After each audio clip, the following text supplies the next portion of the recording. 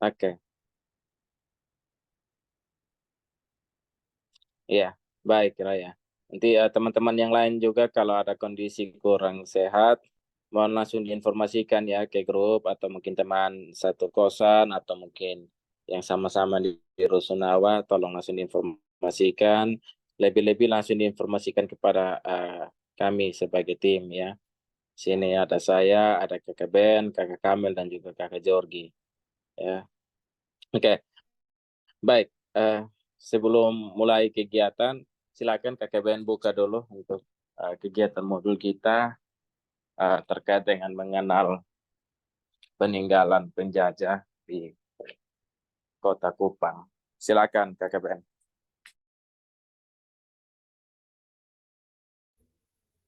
Baik, terima kasih Pak Max dan juga teman-teman semua. Selamat malam, Assalamualaikum warahmatullahi wabarakatuh. Wabarakatuh. Nama budaya, Safe untuk kita semua. Pertama saya ingin mengucapkan selamat Hari Perempuan Sedunia dan juga Hari Idul Fitri untuk teman-teman yang merayakan. Uh, itu dengan informasi sebelumnya bahwa seharusnya kegiatan modul Nusantara hari ini harus kita lakukan secara daring melakukan kunjungan, tetapi karena pertimbangan cuaca akhirnya harus kita lakukan secara online. Namun sebelum saya lanjut ini mohon maaf, di sekitaran saya ini ada uh, acara, jadi mohon maaf kalau ada kebisingan-kebisingan selama kegiatan berlangsung. Nah, di sini juga kalau menyangkut dengan informasi yang disampaikan tadi, bahwa mungkin untuk kegiatan lulus Nusantara ini kita belajar tentang situs peninggalan Jepang, hingga peninggalan masa kolonial di Indonesia, tentunya di Pulau Timur. Ya, sejujurnya bahwa saya bukan seorang sejarawan, walaupun di SMA itu jurusan saya jurusan IPS, belajar tentang sejarah juga, tapi yang pastinya bahwa perkembangan hidup manusia itu sesuatu yang dinamis, terkadang sejarah pun masih bisa dikritisi. Untuk itu teman-teman, saya juga tidak, maaf, tidak mempersiapkan PowerPoint, karena saya pikir karena kita backgroundnya adalah yang mahasiswa dan dari berbagai latar belakang daerah, saya pengen kegiatan malam ini ketika kita berbicara tentang sejarah Indonesia, saya tidak mau berbicara sendiri, tetapi saya pengen ini modelnya itu kita semacam sharing terhadap sejarah, karena ini teman-teman jujur ketika mempersiapkan materi ini saya juga membutuhkan banyak referensi, bukan tidak bisa, tetapi uh, saya menemukan banyak literatur yang membahas tentang sejarah Indonesia, dan juga kayak menemukan bahwa ada semacam kejanggalan ataupun ada semacam kebohongan yang uh, perlu sama-sama sebagai mahasiswa kita coba kritisi ulang tentang sejarah bangsa Indonesia yang katanya dijajah 365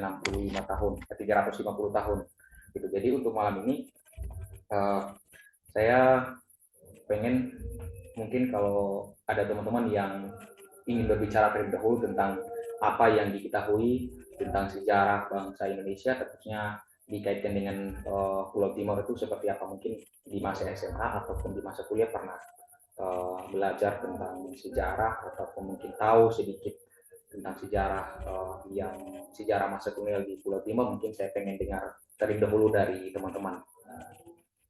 Silahkan, mungkin dari Nala atau Dava, mungkin Amanda. Amanda ya, ya. Saya pengen dengar terlebih dahulu nih dari teman-teman.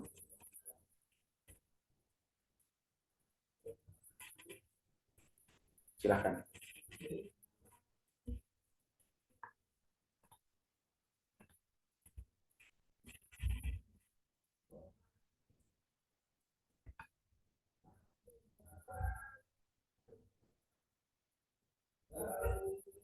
Nala, mungkin silahkan Nala.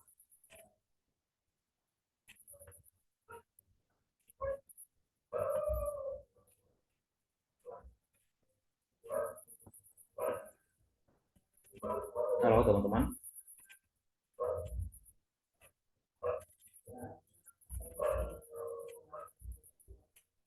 Halo, suara saya masih kedengaran?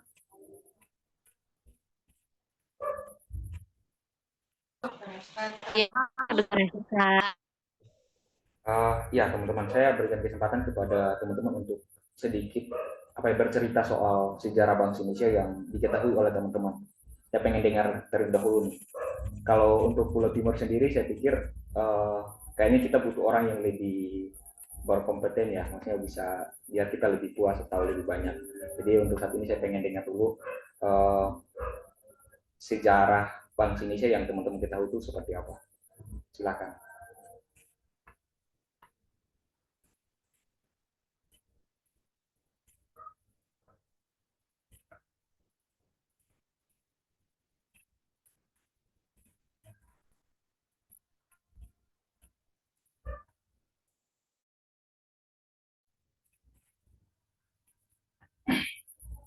Halo teman-teman semua. Ya, Fatima, Halo silakan. Kak Ben. Silakan Fatima.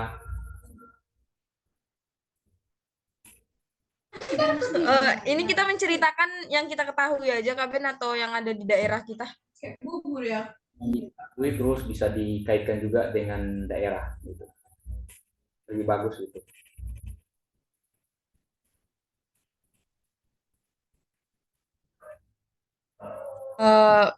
Kalau yang saya ketahui itu Kak Ben, Sumatera, di Sumatera Barat itu dia ada peninggalan Jepang. Yang paling terkenal itu yang saya ketahui itu Lubang Jepang Bukit Tinggi.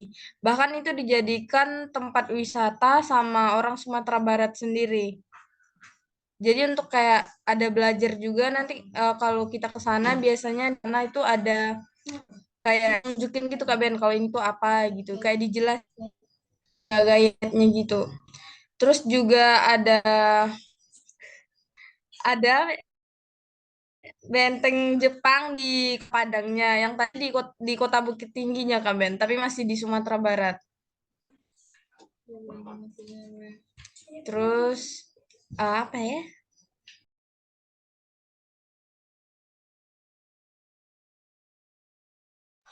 Terus ada jembatan Kelok 9 Kak Ben, itu juga lumayan terkenal. Itu jembatan yang menghubungkan dari Sumatera Barat ke Pekanbaru. Peninggalannya. Sudah Kak Ben, saya cuma tahu. Oke, baik. Terima kasih Fatimah. Terima kasih ya sudah sedikit berbicara soal sejarah ya, paling tidak peninggalan-peninggalan sejarah di daerah. Nah, Fatimah, saya boleh tanya sedikit, Fatimah? Ya Kak, Dari setiap situs bersejarah yang diceritakan Fatimah itu pernah tidak Fatimah gali lebih jauh, mungkin tanya-tanya ke orang tua atau apa gitu, pernah tidak tanya ke orang tua? kurang tahu sih Kak kalau soal itu. Saya tahunya karena itu emang sempat juga viral juga kan. Jadi itu jadi tempat wisata di Sumatera Barat. Jadi tahunya ya itu aja Kak. Dan terima kasih Fatimah sudah mau berbagi, walaupun sedikit, tapi yang pasti bahwa setiap hal yang kita temukan di sekitar kita itu adalah apa ya, hasil hasil dari orang-orang yang sudah ada terlebih dahulu, terusnya orang tua kita ataupun yang ada kaitannya dengan sejarah bangsa Indonesia. Nah, kalau boleh cerita, sebenarnya di daerah saya juga ada yang namanya Benteng None. Itu kalau misalnya kita ada waktu untuk berkunjung ke Kampung Adat Putih, dan nanti saya bisa ajak teman-teman untuk berkunjung ke sana.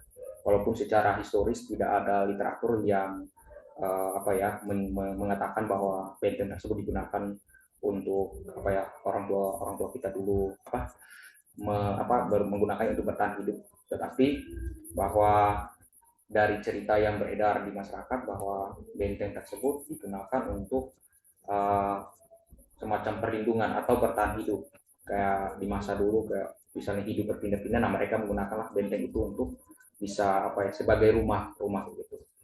Nah, sejauh ini saya pengen tahu juga pemahaman teman-teman tentang sejarah bangsa Indonesia yang dikatakan sebagai di pemahaman teman-teman tentang 350 tahun penjajahan yang dialami oleh bangsa Indonesia. Menurut teman-teman itu sebuah realitas atau itu sebuah kebohongan yang ditulis dalam sejarah ini. Mohon maaf ya, ini bukan untuk menjustifikasi bahwa literatur sejarah kita salah, tetapi saya pengen, apakah teman-teman pernah dengar mungkin narasi seperti itu atau bagaimana? Terima kasih. Saya kembalikan ke Dava. Mungkin saya pengen dengar dari Dava.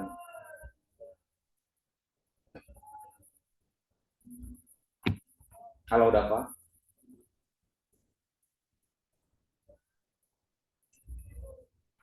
Kalau teman-teman, suara saya kedengaran teman-teman? Kedengeran, Kak. Kedengeran. Baik, teman-teman, saya pengen dengar dulu terkait dengan pemahaman teman-teman untuk apa ya, masa penjajahan di Indonesia yang katanya 350 tahun. Saya pengen dengar dulu dari teman-teman. Karena akan sangat lucu ya kalau misalnya kita mengulik soal sejarah Pulau Timur, tetapi kita tidak tahu kayak secara keseluruhan terbentuknya bahasa Indonesia itu seperti apa. Kamel mungkin?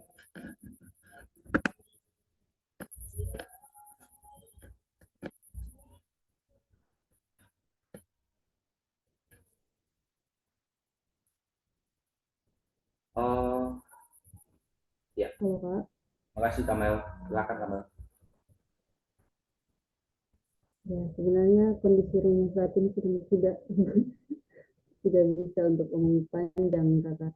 Cuman ya, mungkin dari yang saya tahu,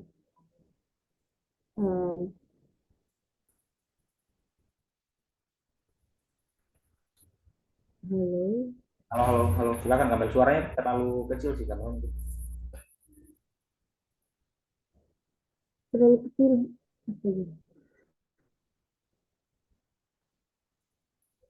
Ya, mungkin dari yang saya baca saja ya Kakak. Dari yang saya baca itu, pertama Belanda datang ke Kupang khususnya itu tuh pada tahun sekitar abad ke-16. Jadi sekitaran tahun 1613. Jadi awal masuk itu apa ya? Dengan tujuan untuk melakukan perdagangan di NTT, khususnya Pulau Timur itu sendiri. Terus Belanda itu diterima oleh salah satu raja di Timor, khususnya itu suku dari Helong, suku Helong, seperti itu. Dan mungkin salah satu cagar budaya selain 3 cagar budaya yang akan kita kunjungi itu adalah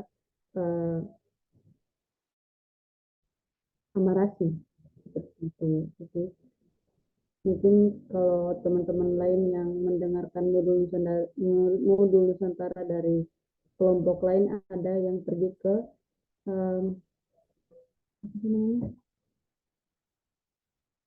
kerajaan atau rumah adat dari suku Helong. Oke. Mungkin ini karena device saya yang kurang bisa untuk mengeluarkan suara yang lebih keras, jadi sekiranya mungkin itu saja Kak Ben. Terima kasih. Baik, terima kasih Kak Kamel untuk penjelasan pemahaman yang diperoleh Kak Kamel tentang tadi. Suaranya kurang jelas, tapi saya dengar terakhir itu di Amarasi ya Mas. Ya, terima kasih Kamel. Memang kalau kita bicara soal sejarah di Indonesia, khususnya di Pulau Timur, itu tidak pernah terlepas dari Kerajaan Amarasi yang kalau tidak salah itu kelompok berapa ya, kelompok 7 atau 9 mungkin yang berkunjung kemarin di Kerajaan Amarasi. Nah teman-teman, saya pengen sebelum lanjut nih, saya punya satu materi yang bagi saya menarik sekali sih. Saya tidak siapkan dalam bentuk PowerPoint, saya pengen langsung saja, tapi ini boleh teman-teman, saya pengen teman-teman on cam dulu, yang sampai ini mungkin saya yang berbicara terus kemudian teman-teman tidur kan tidak enak ya. Saya juga kurang bersemangat nih kalau misalnya semuanya pada ini Oke. Ini sebenarnya materi saya ini pernah saya presentasikan di ITB. Dapat saya cari materinya, nanti saya coba kirim di grup. Jadi materi ini dia berkaitan dengan toleransi. Jadi saya membuat satu materi singkat tentang sejarah dan juga kaitannya dengan toleransi. Nah, saya coba share screen. Saya coba share screen. Ini semoga lah saya bisa temukan materinya. Saya masih cari nih dari tadi.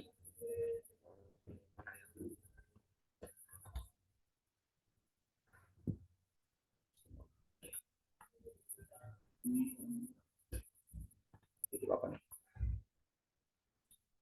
Oke, teman-teman, terima kasih sudah on cam. Ini teman-teman, terkhususnya di Pulau Timur, dan kalau dikaitkan dengan sejarah, saya tidak mau secara teoritis membahas sejarah dari sudut pandang teori, tetapi dari sudut pandang masyarakat biasa, dari setiap informasi yang saya peroleh ketika bercerita dengan orang tua saya di kampung, di Soe, dan juga dari literatur-literatur yang saya peroleh dari di perpustakaan gitu.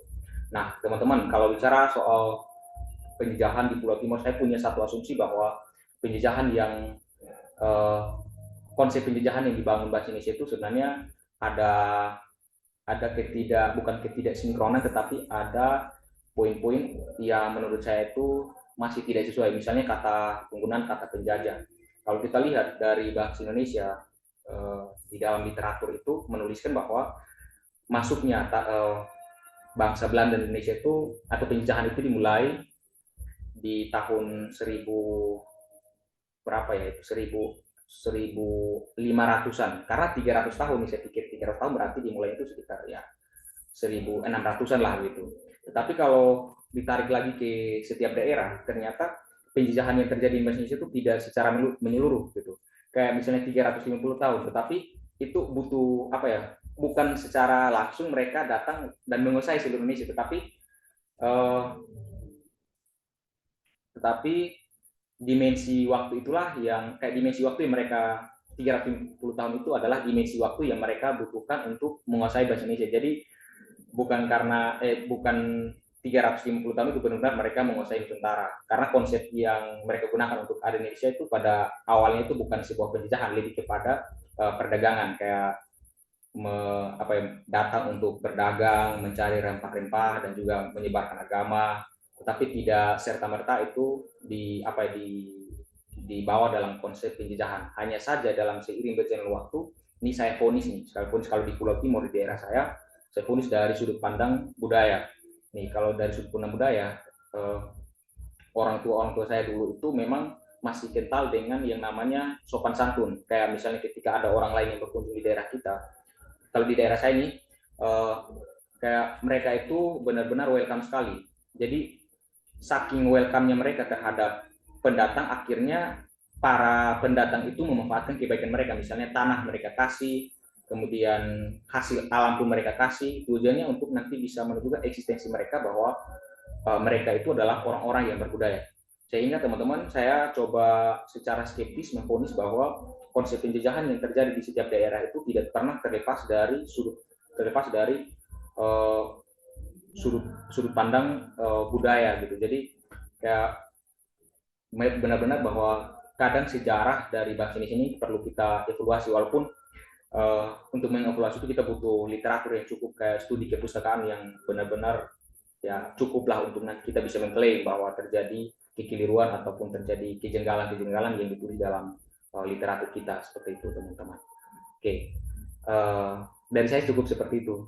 Ya, mungkin ada yang pengen menambahkan, saya persilahkan teman-teman.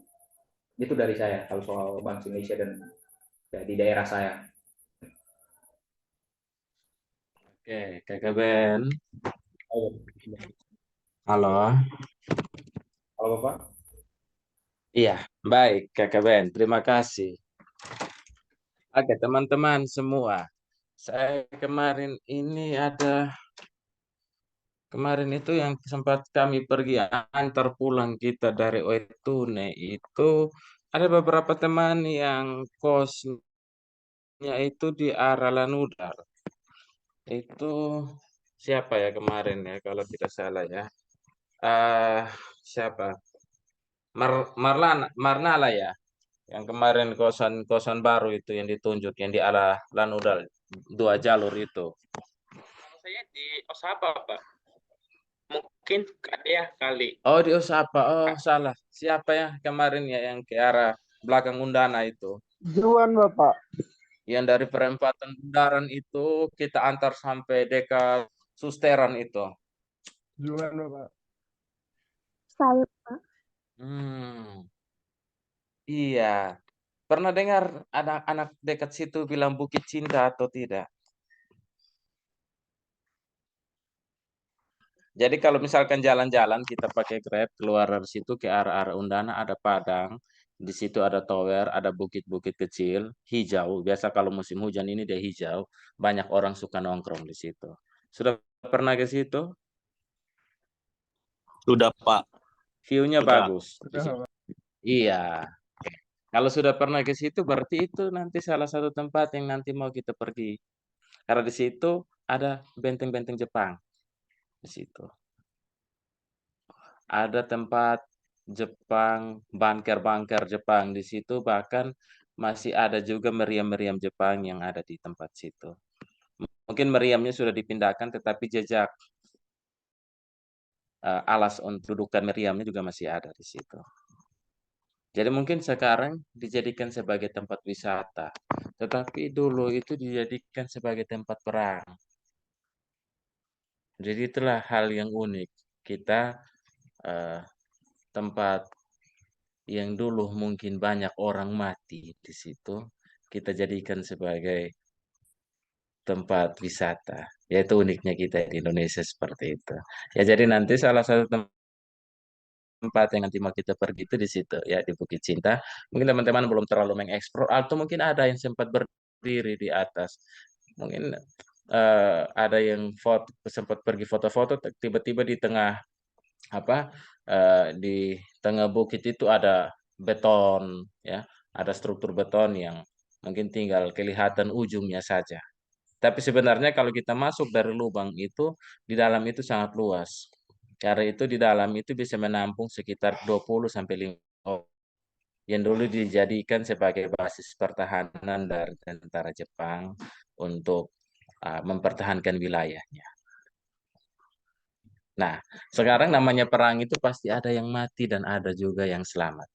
Nah, sekarang yang meninggal itu ya, tentara-tentara Jepang yang meninggal itu mereka bawa dan mereka bakar di tempat yang tidak jauh juga dari lokasi itu. Itu juga nanti kita pergi, namanya Tugu Jepang. Ya. Itu sekitar 2 kilo atau 3 kilo dari lokasi benteng yang ada di Bukit Cinta itu. Jadi nanti itu 2 tempat yang mungkin nanti ditambah juga dengan gua, ada 1 gua, tetapi nanti gua itu juga kita lihat kondisi saja karena itu lumayan angker. Dulu saya waktu masih kuliah itu saya tinggalnya di arah situ. Lewat gua itu saja kalau malam saya tidak berani lewat jalan situ. Karena guanya lumayan angker. Lubangnya kecil sampai tapi di dalam itu luas sekali. Ya. Jadi itu beberapa situs yang nanti mau kita explore. Jadi mungkin kalau teman-teman cari di Google terkait dengan sejarah Bukit Cinta yang sekarang orang Kupang itu tenar bilang Bukit Cinta, yang view-nya kalau sore hari itu kalau kita duduk-duduk situ sore hari itu kita juga bisa lihat matahari terbenam, meskipun matahari terbenam yang kita lihat versinya dari atas bukit. Nah itu sebenarnya adalah tempat di mana benteng-benteng pertahanan dari tentara Jepang. Nah, dulu zaman awal saya waktu masih SMA ya kalau tidak salah itu, dulu kami pernah juga pergi ke sana, itu masih ada meriamnya. Ya. Meriam yang mungkin teman-teman tahu, meriam-meriam dulu Belanda, Jepang, kemudian mungkin kita pernah lihat di film-film senjata berat senjata otomat yang mungkin ukurannya hampir kayak 2 orang manusia yang kayak di film-film yang mereka peluru kemudian pakai untuk tembak pesawat dan lain sebagainya, itu juga ada dulu di situ. Tapi sekarang karena itu wilayah dari TNI Angkatan Udara, jadi mungkin mereka sudah ungsikan, dan memang untuk orang yang pergi berwisata di situ hanya diizinkan sampai pukul 6 sore. Tidak bisa lebih dari pukul 6 sore di situ. Kalau tidak nanti ditangkap sama TNI dan itu nanti dibina. Jadi nanti kita usahakan nanti mudah-mudahan besok tidak hujan, kita pergi ke situ, kemudian kita langsung lanjut ke Tugu, tempat bakar mayat. Ya. Kalau misalkan teman-teman ada yang takut-takut, ya nanti sampai di sana jangan naik di Tugunya, ya mungkin berdiri saja di samping Tugunya, karena Tugu itu langsung dibangun itu di atas banyak tengkorak manusia di situ. Yaitu kisah di balik tempat-tempat bersejarah yang ada di NTT, khususnya di Kota Kupang. Ya. Jadi zaman dulu ya di Kota Kupang itu memang karena seperti tadi yang disampaikan oleh Kakak Ben, karena memang rata-rata kebudayaan masyarakat Timor, khususnya yang disebut sebagai masyarakat Dawat, ya, akhirnya dimanfaatkan dan juga diperdayakan oleh penjajah untuk keperluan mereka. Selain Jepang, ada juga tanda mata yang ditinggalkan oleh penjajah. Salah satunya Jalan Timor Raya. Teman-teman biasa lewat ya Jalan Timor Raya, apalagi yang di Ostapa. Ya. Itu merupakan jalan yang dibangun dengan tumpukan mayat. Karena orang-orang di situ zaman penjajahan itu, ketika kalau mereka sudah tidak kuat bekerja, langsung ditembak dan dikubur di tempat. Tidak diungsikan lagi, langsung dieksekusi memang di tempat dan langsung dikubur memang di situ. Jadi Jalan Timor Raya itu merupakan jalan utama yang dibuat oleh Belanda untuk membagi dua wilayah Pulau Timor. Jadi yang namanya Jalan Timor Raya itu dari ujung timur sampai ujung barat itu, yang poros tengahnya itu namanya Jalan Timor Raya. Sehingga kalau kita pergi ke wilayah TTS, ada Jalan Timor Raya, kita pergi ke wilayah TTU, ada juga Jalan Timor Raya, kita pergi ke wilayah Belu, itu juga ada yang namanya Jalan Timor Raya. Karena jalan itu dibuka aksesnya oleh penjajah Belanda, yang juga itu dibuat buruhnya semua dari masyarakat lokal.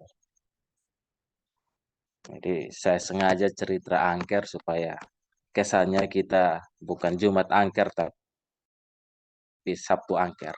Ya teman-teman yang sendiri di kosan, ya ini kita sedikit cerita angker, ya cerita-cerita horor. Ya, mudah-mudahan Iqbal ada atau tidak di sini, Iqbal? Biasa Iqbal yang takut setan itu. Hadir Bapak. Oke, mudah-mudahan Hadir.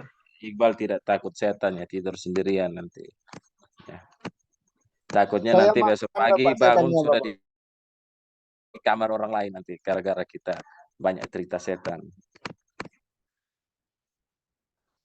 Oke, jadi itu sekilas cerita terkait dengan tempat-tempat yang nanti akan kita kunjungi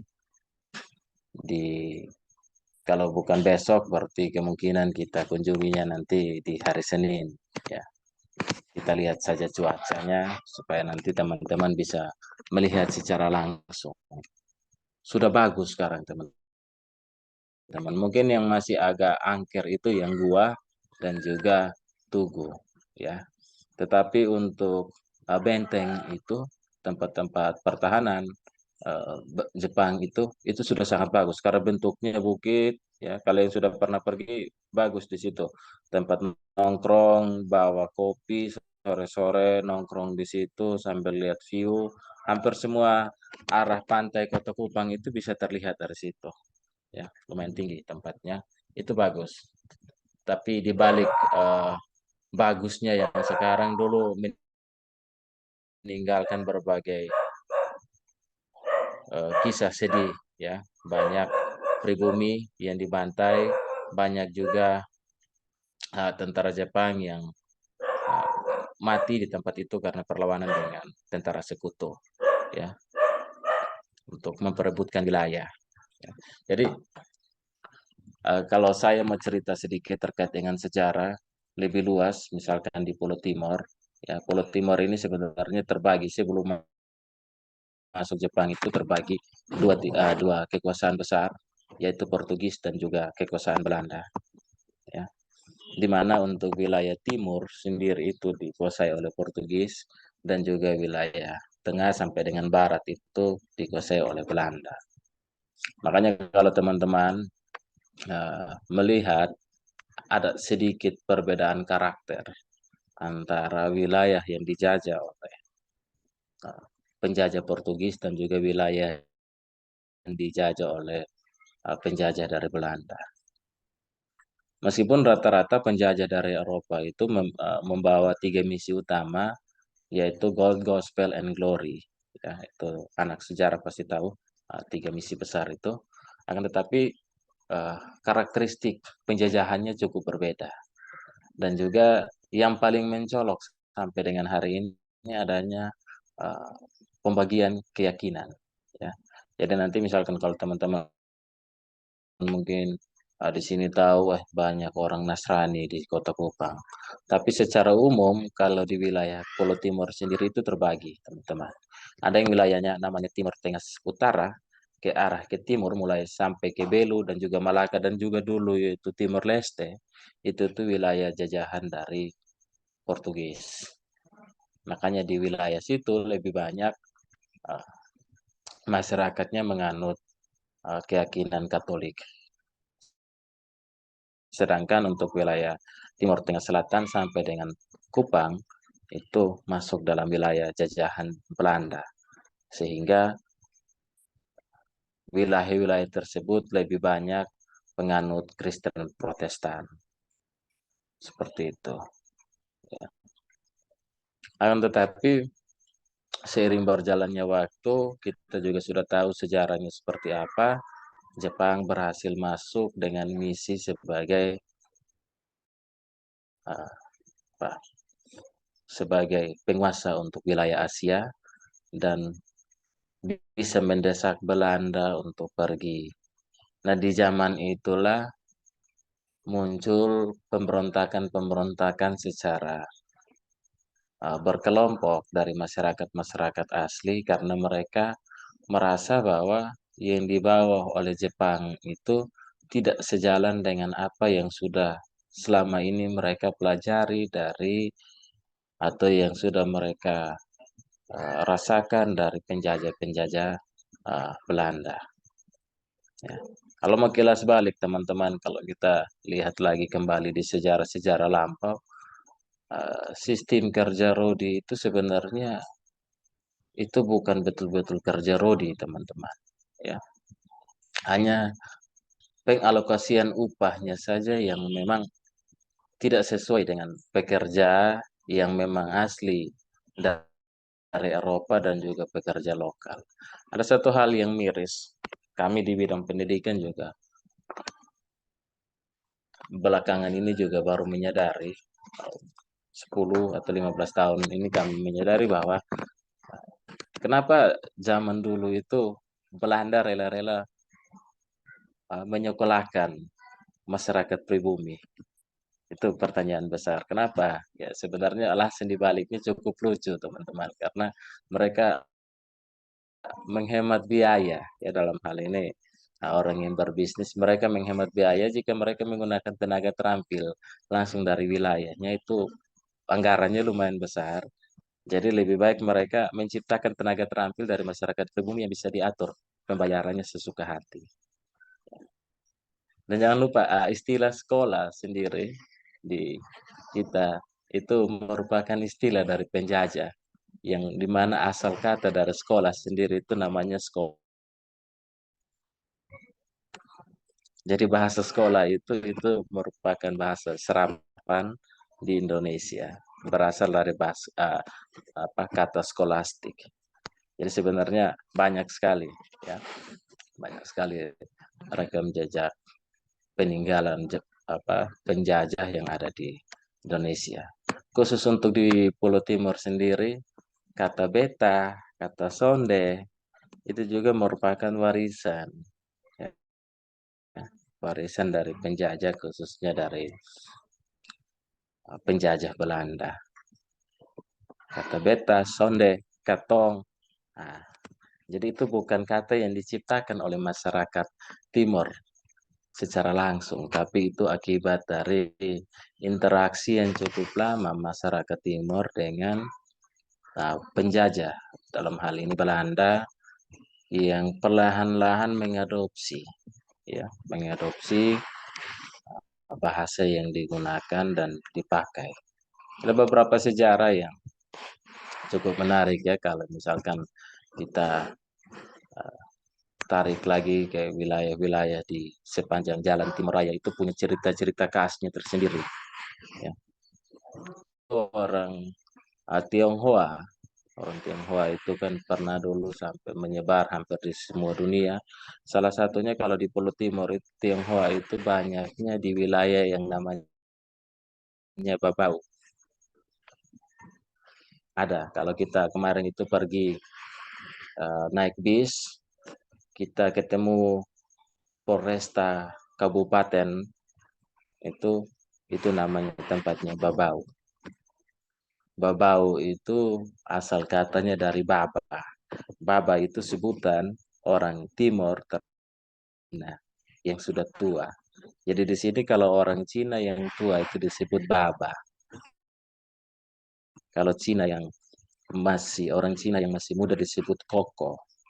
Kalau yang ibu-ibu disebut aci. Nah, mungkin di wilayahnya teman-teman mungkin sedikit berbeda ya. Agak-agak unik di sini. Kalau mungkin di sini ada yang orang Makassar, khususnya orang Bugis. Kalau di sini orang Bugis yang laki-laki kami panggil paman. Kalau yang perempuan kami panggil itu bibi. Jadi kalau mau pergi beli apa-apa, bilang pergi beli di paman atau pergi beli di bibi. Jadi di sini kalau ada yang orang Makassar ya kami biasa sebut orang Makassar itu paman dan bibi. Sedikit keunikan dari segi bahasa yang memang cukup dipengaruhi oleh kebiasaan masyarakat dalam berinteraksi dengan orang luar. Salah satunya istilah-istilah seperti beta, ketong, dan lain sebagainya itu merupakan serapan dari bahasa Belanda yang digunakan oleh masyarakat Timor dalam menjalani komunikasinya. Dulu sempat saya punya video ya. Nanti juga kalau misalkan besok cuacanya bagus, kita berkunjung juga ke Kecamatan Kota Raja. Di samping kantor camatnya itu langsung ada itu namanya Vetor ya. Vetor itu kalau tidak salah itu zaman Belanda itu dia setara dengan wilayah cakupannya setara seperti bupati ataupun wali kota ya zaman dulu itu. Ada video di situ dulu ada kolam, kemudian ada anak-anak Belanda mandi kolam, kemudian ada dia pengasuh orang asli dan lain sebagainya.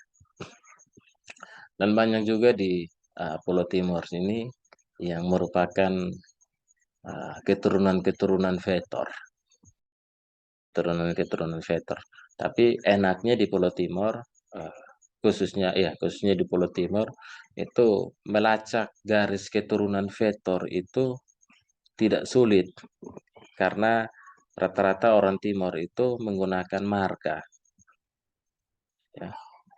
Jadi marga itu digunakan sebagai penanda. Dulu itu kalau masih di zaman kasta, maka marga itu dipakai sebagai penanda kasta. Ya. Jadi harusnya kita itu tidak bisa setara dengan keluarga-keluarga yang memang memiliki marga yang berkasta tinggi.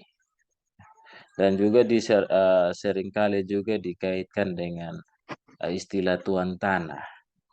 Ya, di sini ada beberapa marga dan mungkin kakek Ben atau kakek Kamil bisa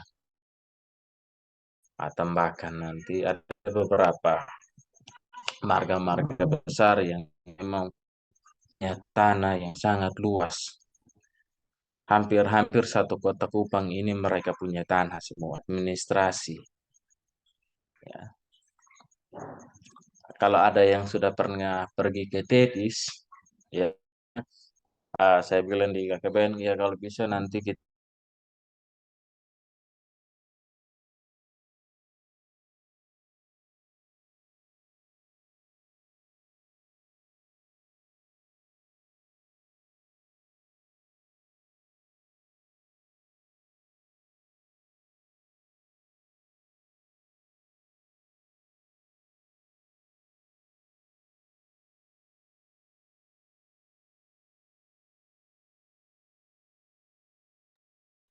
ya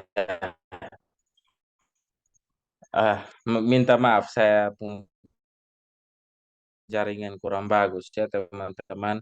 Saya punya suara dari tadi terdengar atau tidak ya? Terdengar Bapak.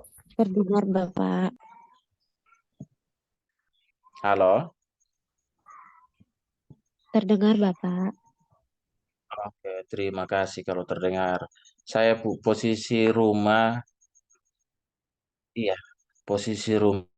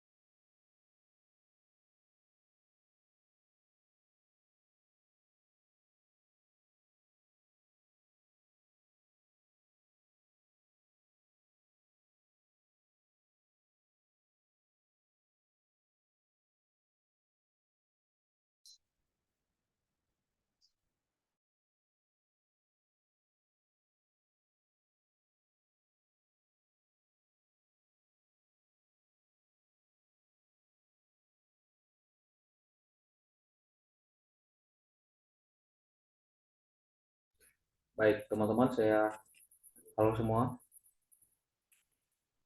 Halo Kak Ben. Baik, teman-teman, saya baru saja mendapat konfirmasi dari PMX bahwa jaringannya error. Saya mohon izin untuk melanjutkan kurang lebih 10 menit ke depan. Jadi, seperti yang disampaikan Pak Max tadi bahwa memang sejarah khususnya di Pulau Timur ini lumayan banyak, kayak misalnya tadi menyangkut dengan agama.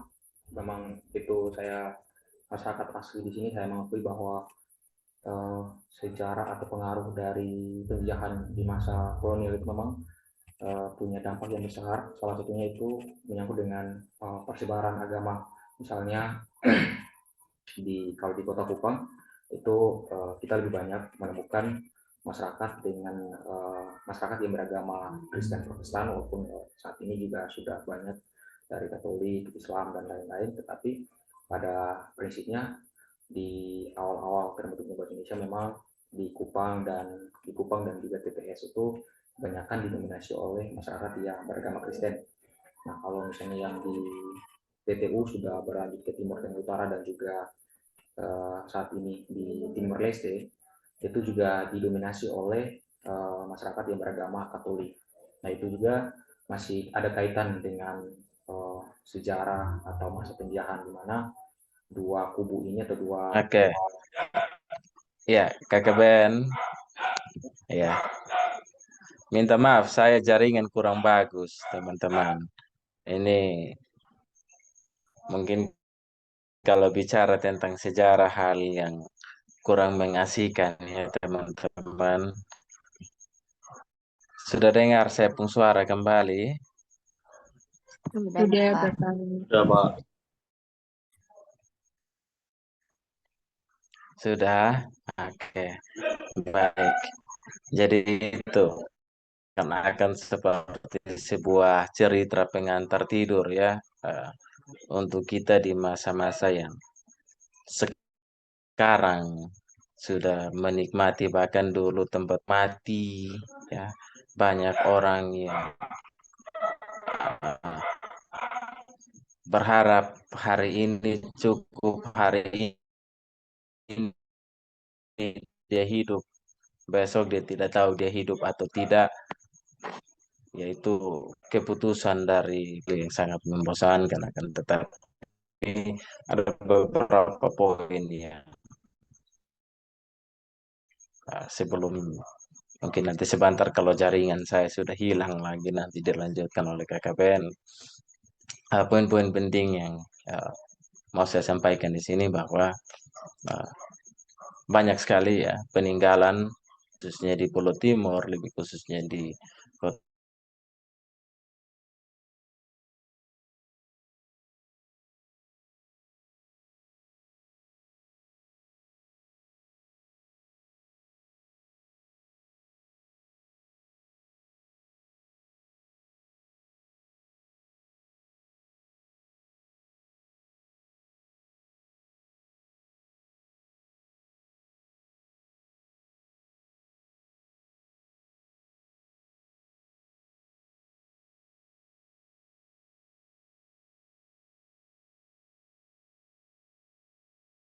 Ya, teman-teman, sepertinya Pak Max juga kehilangan jaringan, jadi saya mohon izin lanjut. Jadi benar sih apa yang dikatakan Pak Max tadi, bahwa satu hal yang paling nampak dan kita temukan sampai sekarang adalah soal pembagian, atau bukan pembagian, tetapi struktur masyarakat dan juga agama, kelompok pemeluk agama. Saya mungkin tadi ya, kalau di TTU itu banyak yang beragama Katolik, dan di sekitaran TTS menuju ke Kupang itu sudah banyak didominasi oleh Kristen. Nah, memang waktu itu saya juga sempat bertanya sih, kenapa TTU itu kebanyakan Katolik dan juga TTS kebanyakan Kristen. Tapi setelah ditelusuri memang itu juga masih ada kaitan dengan sejarah dari masa kolonial seperti itu, teman-teman. Terus kemudian yang kedua itu menyangkut dengan kayak sistem kerja paksa yang disampaikan tadi Pak Max, bahwa dulu itu memang awal-awalnya itu tidak dikatakan sebagai sebuah penjajahan, lebih tepatnya itu kayak sistem kerja yang pengupahannya itu tidak seimbang, atau ya masih bisa dinegosiasi lah harga pengupahannya itu. Dan memang teman-teman, kalau kita bicara soal sejarah dan pengupahan, ya kadang saya juga mau dibilang agak miris juga masyarakat kita dulu ya. Ternyata kita itu masih sampai sekarang sih, kalau saya lihat ternyata masih sampai sekarang itu penjajahan itu juga masih ada nampaknya lah, ya masih terlihat terasa lah sampai sekarang. Karena yang mestinya bahwa ya pengetahuan atau ketika kita mengetahui tentang sejarah bagaimana bangsa kita itu diperlakukan secara tidak adil, otomatis itu juga punya pengaruh terhadap mentalitas kita sebagai orang-orang pribumi atau anak-anak bangsa, seperti itu sih teman-teman. Nah, mungkin besok itu kita akan mengunjungi di 3 situs sejarah, di Tugu Jepang, Gua Belanda, dan juga ya ada 3 ya kalau tidak salah, Tugu Jepang dan juga Gua Belanda.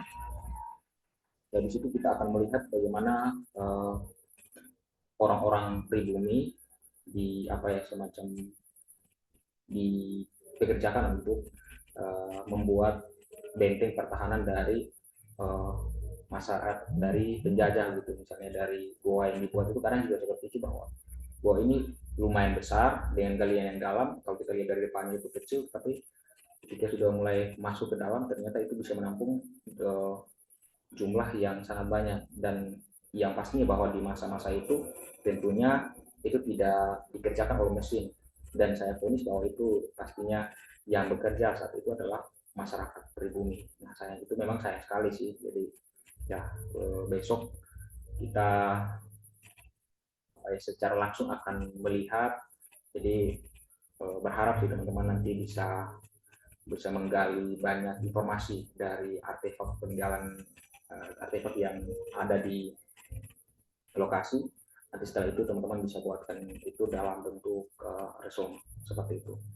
Jadi karena mengingat ini Pak Max juga sepertinya gabungan jaringan, saya juga tidak ingin terlalu panjang lebar berbicara soal sejarah, karena di modul Nusantara kita juga kita akan ada sesi talk show bersama sejarawan dari Nusa Tenggara Timur. Saya tidak bisa pastikan itu di minggu keberapa di bulan ini, tapi yang pastinya bahwa akan ada sesinya seperti itu. Baik, demikian dari saya teman-teman. Halo semuanya, masih bisa dengar saya? Masih, Kak. Baik, terima kasih. Terima kasih. Masih, Kak. Terima kasih untuk perhatian dari teman-teman semua. Untuk kegiatan modul Nusantara besok, saya akan masih akan berkonsultasi dengan Pak Max, kira-kira jam berapa lebih bagusnya, kami pertimbangkan dengan cuaca, dan ya, yang pasti bahwa kegiatan modul Nusantara itu akan tetap berlangsung besok. Kita usahakan supaya bisa berlangsung. Jangan kita pending, karena kalau kita pending maka itu juga nanti akan berpengaruh juga ke laporan teman-teman seperti itu. Jadi di akhir ini saya juga terlupa mengingatkan sekali lagi, untuk penugasan yang diberikan ini bukan dari saya, tetapi atas kesepakatan dari Pak Max bahwa teman-teman diberi kesempatan untuk membuat semacam resume lah, karya tulis tentang sejarah masa penjajahan di Pulau Timor seperti itu. Sekian teman-teman, terima kasih untuk partisipasinya, Kak Kamel, Kak Jordi, dan juga teman-teman semua. Saya ucapkan selamat malam dan selamat beristirahat untuk kita semua. Terima kasih.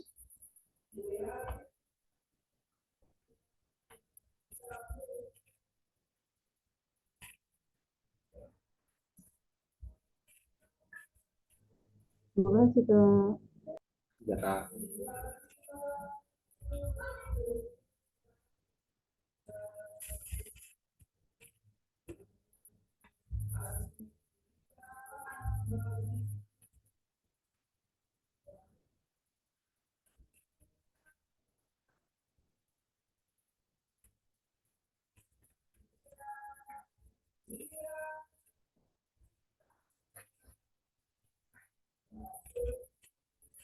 Teman-teman sudah boleh meninggalkan kelas, tapi jangan lupa untuk mengerjakan tugas yang diberikan tadi.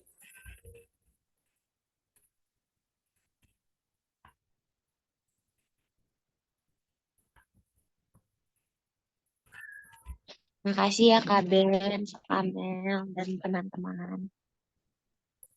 Makasih, Kak. Baik, Kakak Serina.